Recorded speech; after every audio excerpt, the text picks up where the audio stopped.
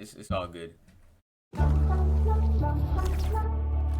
Okay, I got to see something really, really cool. I got to visit some of the secret labs inside of the Walt Disney Company called the Disney Imagineering Labs. So, you know, I've seen some people talk about them a little bit before, but obviously Disney has all these attractions and theme parks and rides, and somebody has to design and engineer all that stuff. And there's a surprising Bro, amount. Micah, please!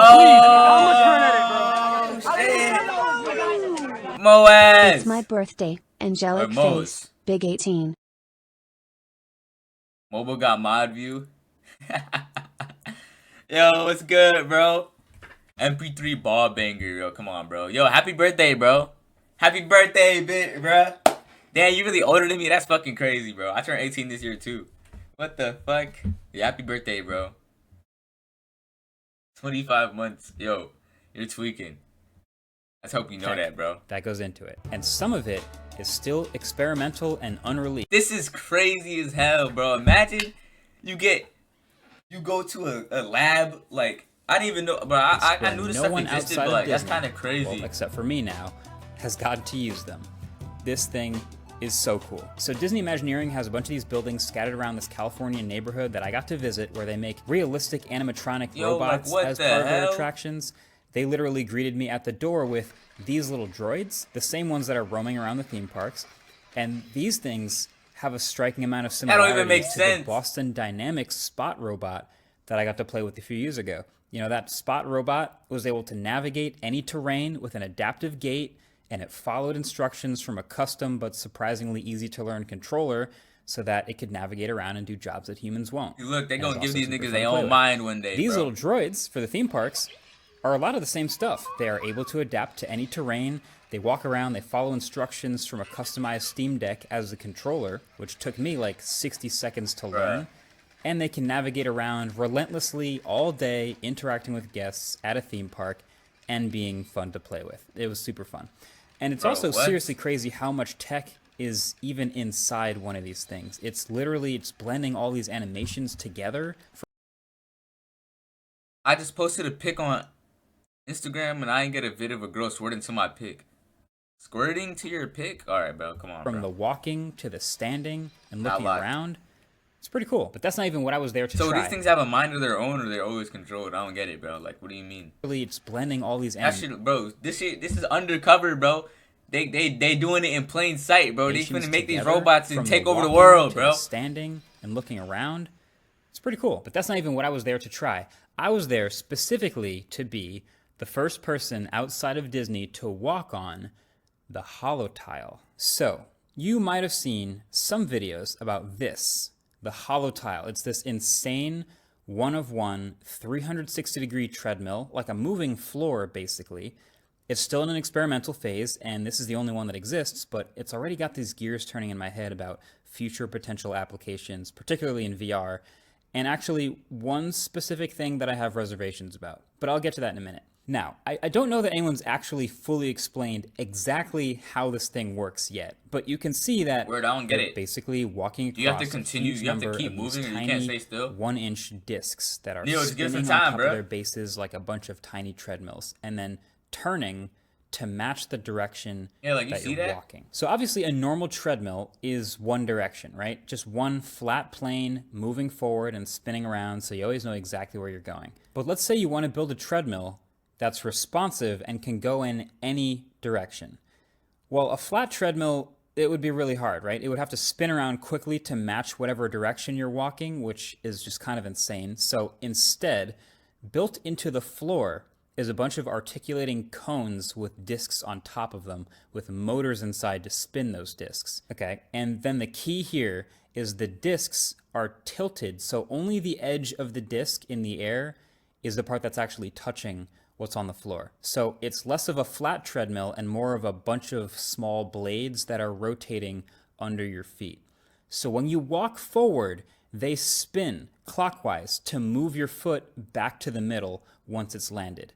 And actually, when you walk backwards, they spin counterclockwise to move your foot back to the middle. So no matter where you go, whatever direction you walk, no matter how long or how fast your stride is, it'll always pull you right back to the middle. So I've seen these videos that Disney's put out of this guy walking on it, But we got to work our way up to that. You know, I've never walked on it before, and it's capable of some other things. So let's graduate. Let's get there. So there are 3 ways to control this thing. There's walking on it, obviously, but there's also using a controller, like a PlayStation 5 controller, and there's also just straight up using the Force and just pointing at it with your hands.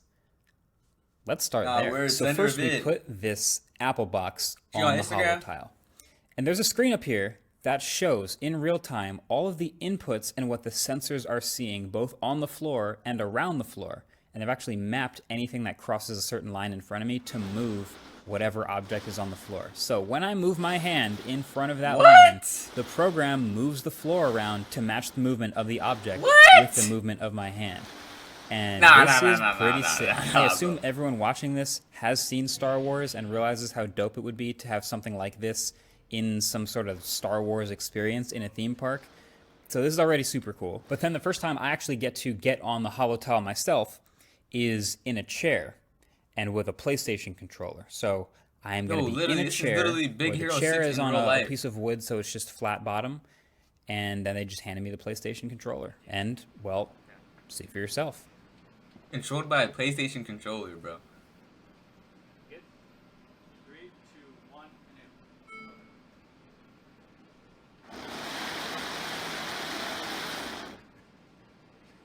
Bro, what the fuck?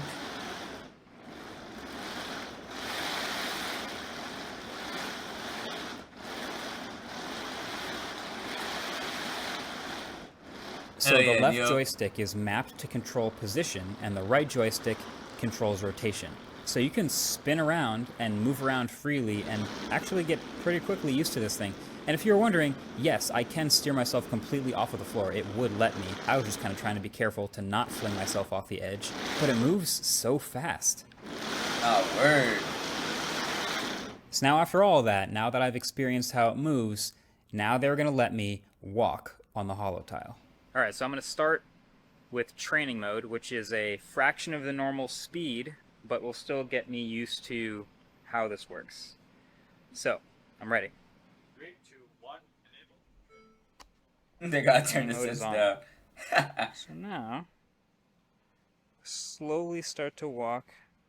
I can feel them kind of wiggling a little bit, but not really moving too quickly yet, so this is normal. Oh, okay, now they're starting to move. And my feet are starting to move with the tiles. There we go. So as I slowly walk a little bit faster, a little bit. Do you play any video games? Hell yeah. A little longer strides.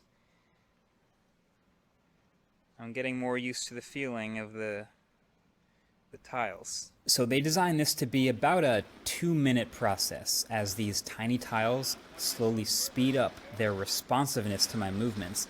And it was slowly turned up more and more, basically until it was at 100% real time. It's moving pretty close to full speed now, I just been playing games. And there's obviously a learning curve, but I just bought Cold War again, I feel like I'm good enough at it that I can kind of walk around and not think too hard. It's good. And then there's all the data behind me. That's so fucking in crazy. Real time. Like, this is insane. People just feet, come up with these crazy ass things, bro. Like, nah. I need to lock in. So walking on this, I noticed a couple things. First of all, as you've heard through this video, it's pretty loud. Like, this is going to be something they definitely are going to want to work on, especially if it's something that'll be a part of a theme park someday, or maybe even in someone's home. But also, imagine this is your whole house. I find it fascinating. You're never actually like, quite walking in a perfectly straight line. Like, it can feel pretty close if your foot happens to line up along a row of discs through your house, bro. Aligned in a way from like the center. Conveyor belt. But other times, you're just kind of gliding over the top of a bunch of these ridges, and you're not moving in a perfectly straight line. I imagine a future version of this looks like a whole bunch of much smaller and more numerous discs that are just as powerful as they are, which is clearly an engineering challenge, or an Imagineering challenge.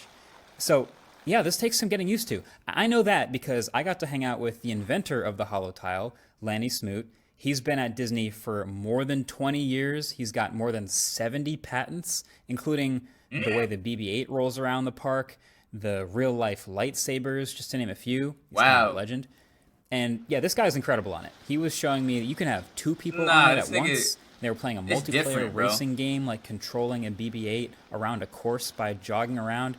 And it seemed to work pretty well, aside from being pretty small. Obviously, this would work better if they had more of these floor tiles. But then what I found the most crazy is using this floor with a VR headset on. So this is what you would expect it to be for VR, right? And there's been some other 360-degree treadmill type of videos I've seen, other types of inventions used for VR. And they work, but the one thing that's hard about these, and it's hard to explain through video, but the difference between what your eyes see and what your body and brain feel, that disagreement. So meaning, like, this has always been true. If you look down at your phone a lot in a moving car, right?